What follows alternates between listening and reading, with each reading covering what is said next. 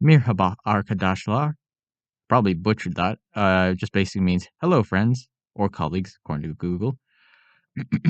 But anyway, before the video begins, I'd like to give a shout out to all these people. If you'd also like to get a shout out in a video, make sure to subscribe and leave a comment. Also, I've tried my best research wise for this video, so if I get anything wrong, please let me know in the comments. Now, on with the video. For over half a century, one question has lingered in European politics. Will Turkey ever join the European Union? The relationship between Turkey and the European Union isn't just a diplomatic process. It's a story of ambition, mistrust, identity, geopolitics, democracy, shifting global power. From hopeful partnership to frozen negotiation. From strategic ally to uneasy neighbor, and so on and so forth. Today, we're diving into the deep, long, complicated, and often frustrating relationship between Turkey and the European Union. Chapter 1: The Pre-Beginnings, Westernization. After the end of World War I and the collapse of the Ottoman Empire, Turkey, just like the animal during Thanksgiving, was almost carved up between a big European family, with Greece, Italy, Armenia, Britain, and France all trying to get a piece. Despite these odds, Turkey pushed back all these forces, preventing themselves from being turned into a mini Africa.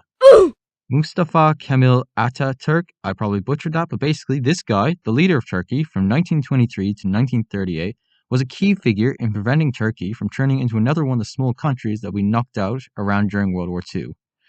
He did this by westernizing many systems in Turkey, like their calendar and language, allowing them to catch up with the West. Due to this leader's handling of Turkey, it turned this nation into an interesting European and Asian hybrid country. Chapter 2: The Beginning, a Western Dream. After World War II, Europe began rebuilding itself. Economic cooperation became the foundation of peace. This eventually led to the creation of what we know as the European Union. Now Turkey, having modernized and westernized many aspects of itself, decided, this European Union idea sounds great. Sign me up. And so, in 1963, Turkey signed the Ankara Agreement, officially beginning its path toward potential membership. The goal? Eventual integration. But even then, progress was slow. Chapter 3: The Long Road to Candidacy. During the Cold War, Turkey was strategically vital to the West. It joined the North Atlantic Treaty Organization in 1952, acting as a buffer between Europe and the Soviet Union. But strategic importance didn't automatically translate into EU membership. Turkey formally applied for full membership in 1987. The European community responded cautiously, citing economic instability and concerns about democracy, particularly following Turkey's 1980 military coup. Then came a breakthrough. In 1999, at the Helsinki summit, Turkey was officially recognized as a candidate country. It was a historic moment. For the first time, membership felt real. Chapter 4: The Golden Era, Reform and Optimism.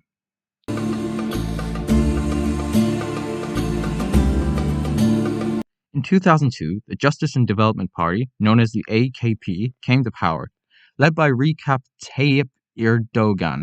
In its early years, Erdogan's government pursued ambitious reforms aimed at meeting EU criteria. These included expanding freedom of expression, reducing military influence in politics, reforming the penal code, improving minorities' rights. In 2005, accession negotiations officially began. For many observers, Turkey seemed closer than ever to joining. The EU also had incentives. Turkey had a young population, a growing economy, strategic geographic importance, and energy transit routes connecting Europe to Asia. It looked like a win-win. Nothing could possibly go wrong now. Huh? What's that? Ah yes, Cyprus. Chapter 5: Cyprus, the Unresolved Obstacle. One of the biggest obstacles in the Turkey-EU relations is Cyprus. You see, in 1974, Turkey invaded northern Cyprus following a Greek-backed coup on the island. Since then, Cyprus has remained divided between the internationally recognized Republic of Cyprus and the Turkish Republic of Northern Cyprus, which only Turkey recognizes. In 2004, Cyprus joined the EU. This complicated everything. Now Turkey, a candidate country, does not recognize one of the EU's own member states. Negotiation chapters were frozen, trust eroded, and the accession process slowed dramatically. Chapter 6: Democratic Backsliding and Authoritarian Concerns. After the failed coup attempt in 2016, Turkey declared a state of emergency. Tens of thousands of civil servants, journalists, academics, and military officers were detained or dismissed. The EU expressed serious concern over the following: judicial independence, press freedom, rule of law, and human rights protections. The European Parliament has repeatedly voted to suspend accession talks. Critics argue that Turkey has moved away from the European democratic standards.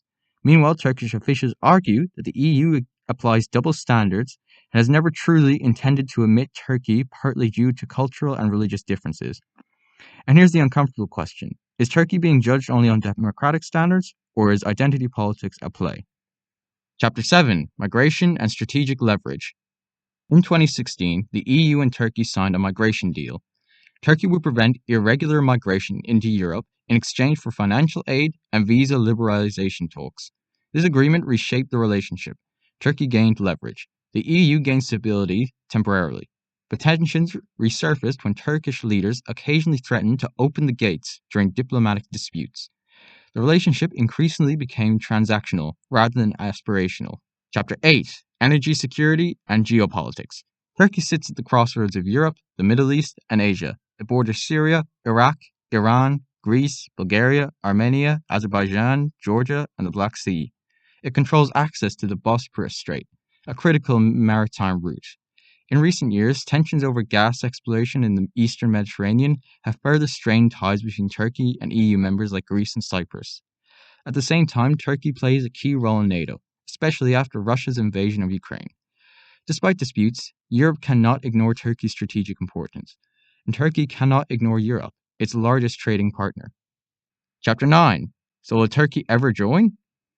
Today, accession talks are technically alive, but effectively frozen. Many analysts believe full membership is unlikely in the near future. Some propose alternatives, such as a privileged partnership, a modernized custom union, or enhanced security cooperation. Public opinion has shifted too. Support for EU membership in Turkey has fluctuated over the years. And within the EU, enlargement fatigue has set in. The dream of integration has been replaced by pragmatic coexistence. Conclusion: a relationship that won't end. Turkey and the European Union are bound by geography, trade, immigration, security, and history. They frustrate each other, they criticize each other, but they need each other. Whether Turkey becomes a full EU member or not, this relationship isn't disappearing, it's evolving. And perhaps that's the real story, not of a failed membership, but of two powers trying to redefine their place in a changing world. If you enjoyed this deep dive into geopolitics, let me know in the comments. Do you think Turkey will ever join the EU, or has the chapter already closed? Don't forget to like, subscribe, and until next time, peace.